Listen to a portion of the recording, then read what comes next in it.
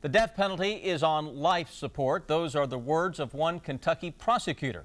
Over the last decade, executions in the U.S. have steadily declined to 46 in 2010.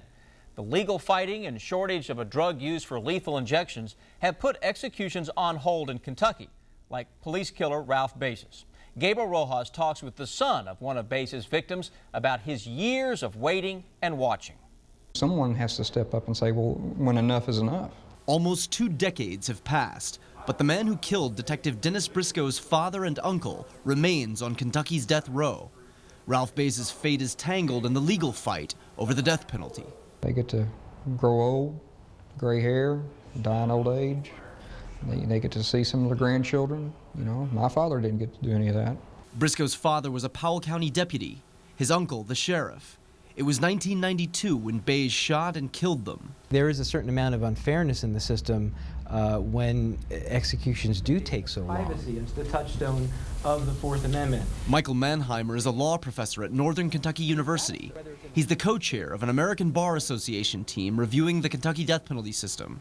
There has to be an accommodation between the rights of the defendant and the needs of society and the needs of the victim to have executions take place expeditiously if they're going to take place. But sentencing someone to execution, setting the date, and then carrying it out all involve legal wrangling, then factor appeals and debate over how to execute someone. Do you believe it's possible to kill someone fairly?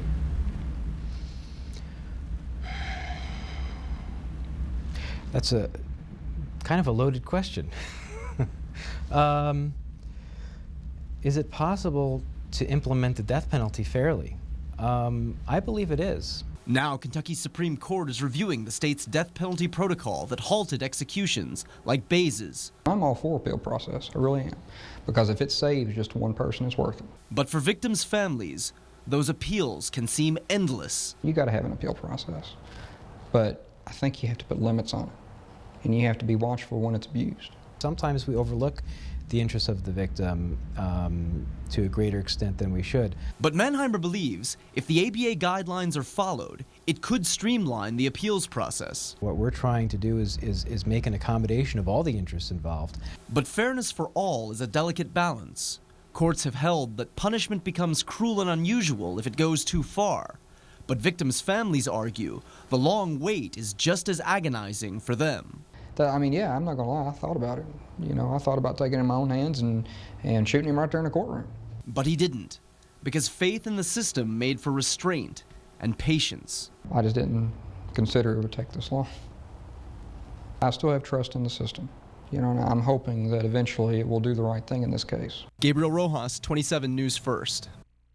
The American Bar Association plans to complete its review and make recommendations on the death penalty in Kentucky by May, but state officials are not obligated to enact those recommendations.